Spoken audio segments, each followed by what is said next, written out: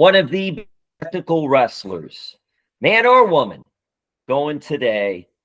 She is a complete pro wrestler. And I enjoy talking to her several times in the past. And now she's doing big things. She's done big things everywhere she's gone. Now she's doing big things with AEW, All Elite Wrestling, one of the top companies going. They've only been 5 years old, and they're doing just big things. Still going strong, keep growing and improving, and she keeps growing and improving. Deonna Purrazzo, thank you so much. What has this part of your journey been like? Because you are a new member to All Elite Wrestling. Yeah, well, thanks for having me. It's been wild so far. It's been a crazy 6 months. And I think I'm still just adjusting to a new lifestyle, a new company, trying to figure out who Deonna Purrazzo, the wrestler, is at AEW. But overall, it's been really fun and a dream come true. And I'm really excited to be All Elite. You really took off, I think, the Virtuosa, when that personified that characterization for you, and you became in TNA Wrestling the Impact Knockouts Division champion multiple times. And I'm curious, how do you look at that part of your journey? And did that rejuvenate yourself? Because I know you had a difficult time prior to that. Yeah. Or no, you've always kept pretty even keel and going. How did that all manifest for you? Oh gosh, no, it 100% rejuvenated myself, reinvigorated my love for professional wrestling. I have said this time and time again, I would not be the Virtuosa, the professional wrestler that I am, if I never stepped foot in, at the time, Impact Wrestling. TNA changed the entire trajectory of my career, and I am so eternally grateful for the time and the space that they gave me to just become whoever I wanted to be. The Virtuosa was my baby. I created her and that nickname and that moniker, and it was a really long process to get someone to believe in it and to believe in me, and to have built the legacy and really cement my career as Knockouts World Champion, as a global competitor. I was able to work with Ring of Honor, with AEW, with AAA in that time, really just cemented me as a force to be reckoned with. So 100% reinvigorated my entire career. And you mentioned AAA, and I think that it is so exciting. Yeah. What are your thoughts of your involvement there? And also, it was reading this, it was you, Jordan Grace, who now is the TNA Wrestling Knockouts champion, Camille, who I think is just tremendous, and you were representing the United States, and you all won the Lucha Libre World Cup, defeating Team Mexico, which included Sexy Star. Yes. That I was there as well. Flammer, I hope I'm saying these right. I'm probably butchering all the Spanish names, Deonna. But in the final, I'm not going to correct you. Okay. I had so much fun. But just what was that like? What was it like being a part of that and being able to showcase not only with that match, but other times too? Yeah, it was, to be representing Team USA was so special. And I'm a big gear fanatic anyway. I really like to take time and put thought into the presentation and what I'm going to be wearing for big moments. And, obviously I have a big USA thing back here. My husband served 4 years in the United States Marine Corps. So to represent the USA in that small way was really special for me. And then on top of that, I had asked him, if we make it to round 2, I don't know what's going to happen if we're going to make it further than the first round, but if we make it to round 2, can I wear your cami jacket that you wore while deployed in Afghanistan? And he said, absolutely, that would be amazing. So to not only represent Team USA, to win the entire AAA World Cup with 2 phenomenal women's wrestlers next to me, Jordan Grace, who's one of my greatest friends, and then Camille as well, and represent the United States and represent a little piece of the United States Marine Corps, was just this weird combination of all my worlds put together, and it was really meaningful to me.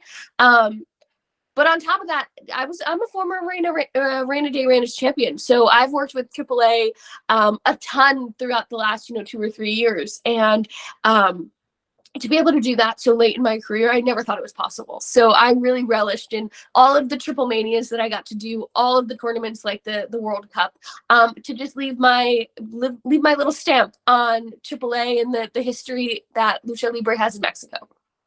How emotional was it then, before the match, during the match, and even after the match, just because of all the ancillary pieces too, wearing Steve's, that he had deployment that he had from Afghanistan, wearing that, the vest, etc., things like that, and all. What was that like going through all that? Yeah, I think that, like I said, I really try to make moments out of my gear, and when it can mean something as special and as meaningful as my husband, but then also his deployment in the U.S. military. I think that, our veterans and our military are really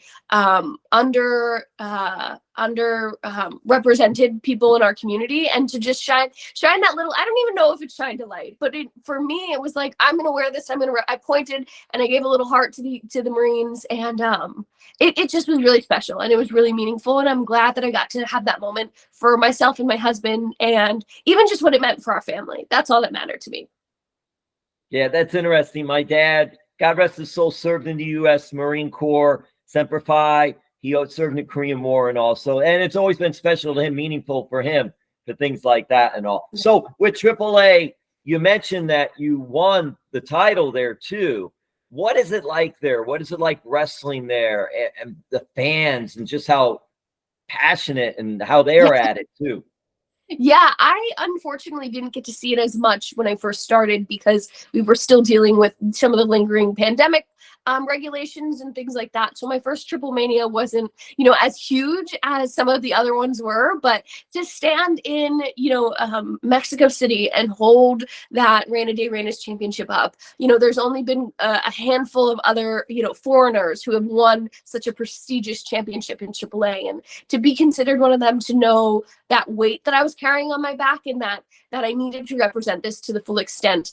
And I think as time went on, with the partnership that they had with Impact Wrestling at the time, we got to do the Champ Challenge and things like that. It really made it special and a meaningful title reign for both myself and hopefully for AAA. So I was really happy that I was able to form that relationship and carry it out for, over almost 2 years. Did you talk to anyone beforehand just to say, what is this going to be like? What advice does anyone give me? What do I have to look forward to? You know what? Scott Demore, who set it up at the time, just kind of was like, hey, would you be interested in this? It could be really cool, And I was like, hell yeah, that's awesome. Like, what? And honestly, whatever you need me for. And then no one really said anything else. And it wasn't until I landed in Mexico City alone that I had texted Madison Rain, and I'm like, hey, like, what do I say when I go through customs? Like, and I guess when you land in Mexico City and they give you your customs form, when you go through, they're going to rip off the bottom half. And she was like, keep that bottom half of the paper, because when you come back through, they'll take it back. And if you don't have it, you're going to be pulled. You're going to have to pay a fine. It's a whole thing. So that was the only advice that I was given, I think, leading into that. And then when it was set up that I was going to be wrestling, Fabi Apache at Triple Mania, Taya Valkyrie, who is also has such a tremendous legacy in AAA, in Lucha Libre, was a former Reina de Reinas champion. Just kind of gave me some advice in terms of, like, do this, and, really helped me also to, like, I got a breathing mask to, like, run with and kind of train, because the elevation is so different. So things like that she was like, you got to modify your training to this, and this is more of the style. So Taya really helped me adjust in terms of how I needed to perform. Did you ever have to carry any belts through world championship belts through customs internationally? And how much fun is that if you ever had to do that? even in the States. I'm wondering if you had to put it through the machine and everyone's thinking like, what is this? What's going on? Yeah, I just checked my bag. I never put it through the machine because I didn't want to deal with those issues. So I just checked it and was like, if we lose it today, we lose it today. I hope there's no retainer fees on those things, Deonna. Come on, they can cost a lot of money. We'll see it on eBay, though. We would see it on eBay. Yeah, we would. Okay, a few more questions. We'll wrap this up. Okay, so now, All Elite Wrestling. How did that all come together for you? Yeah, I knew that my contract with Impact Wrestling was set to come up, and I had a really great conversation with Scott D'Amore. Just me kind of saying, I'd really like to explore what my options are, and I want to make sure that you're okay with me doing that. I'm not breaking any laws or tampering or anything. And he gave me the go ahead. He said, have those conversations. I'd like to have those conversations with you, but I want you to go see what you're worth. And he was really supportive of me exploring my options. And so I think for me, coming to AEW and becoming All Elite, that's really what I wanted, and when I got to talk to Tony Khan about it, I said to him, like, 5 years ago, 6 years ago, I was supposed to be at a part of the very first All In. I was announced to be All In, and I gave up that opportunity to go to NXT. And to come full circle now, that was 2018, and get the opportunity to become All Elite, to see what your company has become. I want to be a part of that. I don't want anything else. This is what I want if we can make this happen. And it's just really special to be there now 6 months almost. And I'm almost like the end of this week is my first Double or Nothing, the 50th anniversary. And I feel like I'm correcting a lot of wrongs that I made in my career, and everything's coming full circle. So it's been an experience, and it's been something I'm so proud of. Deanna, if we were psychics, life would be so much easier. Obviously, you just got to go with it and just go with your decisions. Don't look back. And if it's positive, great. And if it's negative, you learn from it. But in that, though, I am going to ask this because that's interesting to me, because you were supposed to be a part of the first one with AEW. Mm-hmm. So I'm wondering, when you're getting ready to have that conversation with Tony Khan. And by the way, I think he's doing a really good job. Everyone, look, we all learn, we all make mistakes. Things are going on. You learn from those. That's the key. Learn from them. So there's ups and downs, and AEW's had good ups and had some downs. But I'm curious, and I love when he wore the neck brace at the NFL draft. That was it's got a lot of good reviews from that. That was awesome when he did that. Sell, kayfabe. This is great. It's old school. Anyway, now you're going to have that meeting with Tony Khan. Was there some trepidation with you? Was like, oh man, wow, how's this going to work out because of the past and that happened? Or did you go into it? No. Hey, it's been that long. It's been 5 years. I'm not even going to worry about that part of it. Yeah, I didn't worry about that. I think the amount of work that I put in, and kind of how I turned my career around, and the things that I had done in the meantime spoke more to who I am and my character and my work ethic than what happened 5 or 6 years ago. I don't think that there was ever any hard feelings about that. It's a business decision, right? And whether that business decision worked out for me or not, I was able to come out on the other side of it and form great relationships with Scott D'Amore, with people at Impact Wrestling, with my coworkers. There was a time in Impact that Tony Khan was and AEW had a partnership with Impact Wrestling. So I had gotten to know Tony a little bit through that. And I think, at the end of last year, coming around to having that conversation, it was like, you know who I am, you know what I bring to the table. You've met me, you've seen my work ethic firsthand. There was no trepidation from me, and I don't think there was any from him either. What is that women's division like? Holy mackerel. It's amazing. It's really taken off in the last 6 months that I've been there. I think that, it's always been great.